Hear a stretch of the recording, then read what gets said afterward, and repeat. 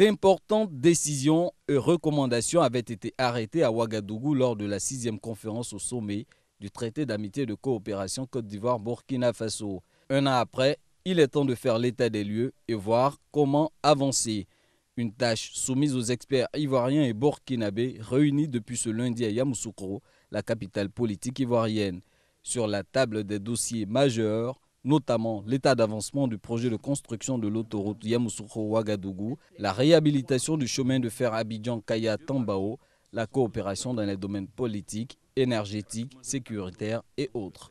Nos engagements restent les mêmes, à savoir l'édification de l'axe Yamoussoukro-Ouagadougou à travers le développement de projets intégrateurs, l'amélioration du climat des affaires et la fluidification du trafic entre nos deux corridors, la stimulation du processus d'intégration sous-régionale, ainsi que la promotion du bien-être des peuples burkinabés et ivoiriens. Je suis persuadé qu'à l'issue des 48 heures d'examen et d'échanges fructueux qui vont suivre, sortiront des recommandations pertinentes susceptibles de nous faire avancer dans l'exécution des différentes diligences définies lors du TAC 6. Les conclusions de ces 2 jours de travaux seront soumises en premier ressort au Conseil conjoint de gouvernement qui se tiendra ce jeudi 26 juillet. Elles seront ensuite entérinées lors de la conférence au sommet des chefs d'État prévue ce vendredi.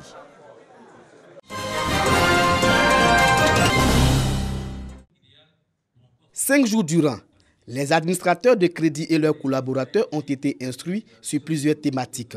Nomenclature budgétaire de l'État, dispositions pratiques pour l'exécution des crédits budgétaires et opérations de fin de gestion. Nous avons compris le rôle de chaque acteur dans la dépense publique. Nous avons compris les différentes procédures d'exécution du budget.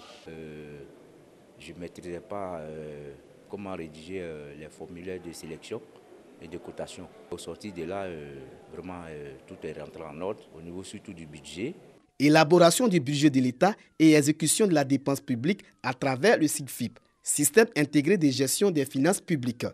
C'est autour de ce thème que se tiennent des sessions de formation sur la gestion des finances publiques au profit des acteurs du circuit de la dépense publique dans certaines localités du pays.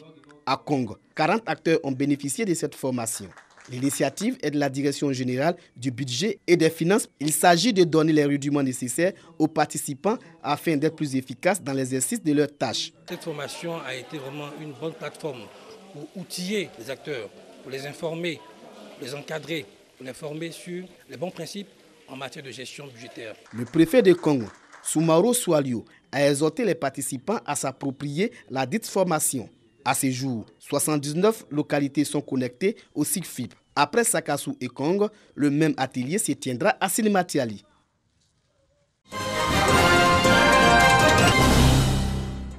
Janvier a perdu la vue à l'âge de 3 ans. Aujourd'hui, il en a 37 et est fraîchement diplômé de la faculté de droit de Douala. Un diplôme qui lui a ouvert les portes des tribunaux du Cameroun. Janvier fait désormais partie de l'ordre des avocats du pays. J'étais aveugle depuis l'âge de 3 ans, mais mon handicap n'a pas été pour moi une fatalité.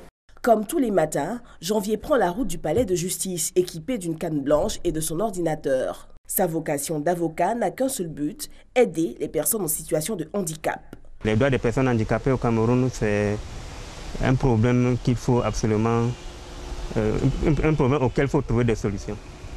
Donc j'estime qu'en devenant avocat, je pourrais être à l'avant-garde pour la défense des droits des personnes vulnérables, précisément les personnes handicapées. Lors des plaidoiries, la cécité de Janvier ne lui permet pas toujours d'assurer une défense aussi efficace qu'il le souhaiterait. Mais avec son maître de stage, ils ont trouvé une parade, connaître les textes de loi quasiment par cœur. Il est très utile pour notre cabinet parce que cette façon de pouvoir maîtriser les textes est très importante. Même le nouveau code pénal, lorsque vous parlez d'un article sur l'adultère, sur la demande excessive de la dot, il va vous expliquer ça de manière claire et précise. Premier avocat aveugle au Cameroun, Janvier espère susciter des vocations parmi les non-voyants. Dès qu'il prêtera serment, il compte ouvrir son propre cabinet.